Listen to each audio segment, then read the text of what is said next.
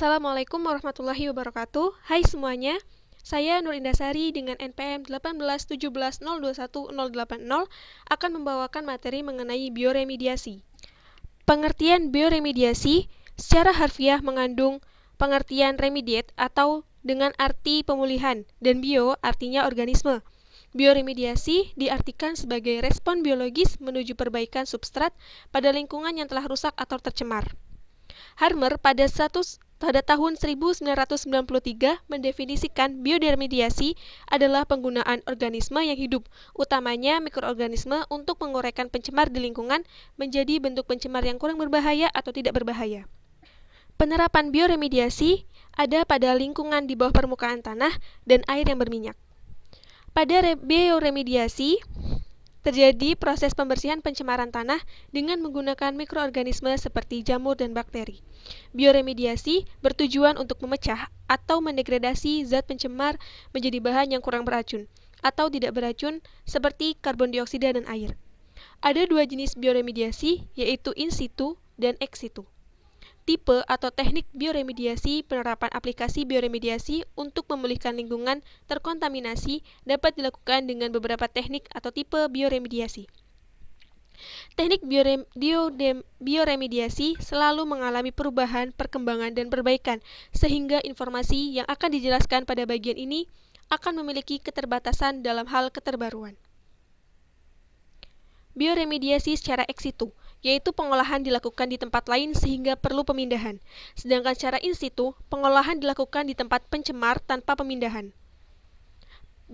Bioremediasi lahan yang tercemar senyawa organik secara ex situ dapat dilakukan dengan cara lead farming atau bioreaktor. Lead farming merupakan salah satu teknik bioremediasi yang dilakukan di permukaan tanah. Prosesnya memerlukan kondisi aerob, dapat dilakukan secara ex situ dan in situ. Beberapa faktor yang harus diperhatikan dalam melakukan teknik ini yaitu kondisi lingkungan, sarana, pelaksanaan, dan biaya.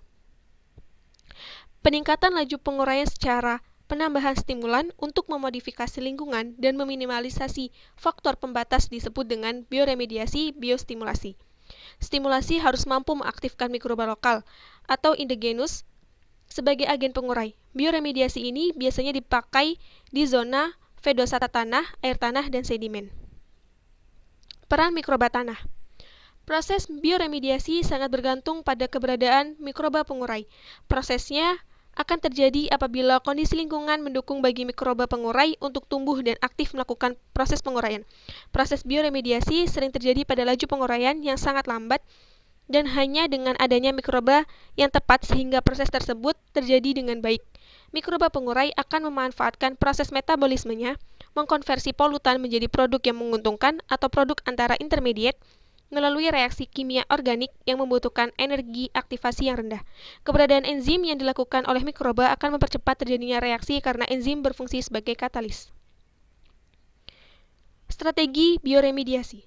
Bioremediasi bukan merupakan metode baru untuk mengeliminasi polutan atau bahan berbahaya. Metode ini mulai dikomersialisasi pada sekitar 40 tahun yang lalu ketika negara bagian Pennsylvania di Amerika Serikat memulai melakukan instalasi bioremediasi secara in situ pada tahun 1972 untuk membersihkan ceceran minyak mentah dari kebocoran pipa. Meskipun pertamanya hanya terfokus pada bioremediasi ceceran minyak mentah, namun metode bioremediasi kemudian terus berkembang dan menjadi alternatif baru untuk mengurai beberapa jenis senyawa berbahaya dalam arti yang luas. Bioremediasi juga dapat diklasifikasikan berdasarkan pemberian perlakuan. Dibedakan menjadi biostimulasi dan bioaugmentasi. Bioremediasi secara biostimulasi dilakukan dengan cara memberikan tambahan nutrisi, elektron akseptor, dan oksigen untuk menstimulasi perkembangbiakan mikroba. Dengan kata lain, biostimulasi dilakukan dengan memodifikasi lingkungan agar diperoleh kondisi optimal sehingga endogenus mikroba mampu berperan sebagai agen pengurai. Bioremediasi terkadang memiliki laju penguraian yang rendah bila hanya dilakukan oleh mikroba lokal, dan penambahan eksogenus mikroba yang telah teruji bisa dilakukan untuk meningkatkan laju penguraian. Konsep ini dikenal sebagai bioaugmentasi. Mikroba berasal dari luar yang ditambahkan harus ditabur secara merata agar mereka dapat berkompetisi dengan mikroba lokal. Bioremediasi pada air tanah dan zona jenuh. Aplikasi bioremediasi pada zona ini dapat dilakukan dengan membuat penghalang reaktif biologi, biosparging, dan bioslurping. Penghalang reaktif biologis terletak pada zona tertentu yang aktif melakukan proses bioremediasi, manfaatkan mikroba aerobik dan anaerobik. Materi penghalang tersusun atas campuran pasir, nutrisi seperti organik seperti pupukan dan kompos, dan materi lain yang bersifat oksidator dan atau reduktor. Kontaminasi akan terurai ketika air tanah melewati dan terperangkap dalam penghalang reaktif biologis. Biosporging melibatkan injeksi gas seperti oksigen ke dalam air tanah. Injeksi juga terkadang dikombinasikan dengan penambahan beberapa nutrisi. Mikroba akan menjadi aktif dan laju penguraian meningkat. Melalui teknik ini, kontak antara tanah dan air akan meningkat. Bioslurping merupakan penggabungan teknik bioventing dan vakum. Teknik ini sangat cocok digunakan untuk jenis senyawa kontaminan yang mengapung di atas permukaan air dan mudah menguap. Bioventing merangsang mikroba aerobik tanah menjadi aktif, sementara vakum akan menghisap uap atau kontaminan yang mudah menguap menuju sebuah perangkat atau pemisah. Penghisapan ini mampu meningkatkan aerasi dalam tanah sehingga proses penguraian secara aerobik dapat meningkat. Keterbatasan yang menonjol dari teknik ini adalah aplikasinya yang terbatas sampai kedalaman 25 meter. Keuntungan dan kekurangan dari teknik bioremediasi dengan teknik lainnya. Keuntungannya yang pertama, proses penguraiannya secara alami. Populasi mikroba akan meningkat ketika proses penguraian terjadi dan akan menurun ketika proses penguraian selesai. Produk akhir penguraian adalah senyawa yang aman berupa air dan CO2. Bioremediasi adalah metode sederhana dan mudah diaplikasikan untuk menguraikan secara permanen berbagai macam tipe kontaminan. Merubah senyawa berbahaya menjadi senyawa yang kurang berbahaya atau tidak berbahaya bukan merupakan proses pemindahan kontaminan dari fase atau matriks. Yang ketiga, dapat dilakukan pada lokasi terjadinya pencemaran atau in situ dan tidak menyebabkan kerusakan lain yang lebih parah.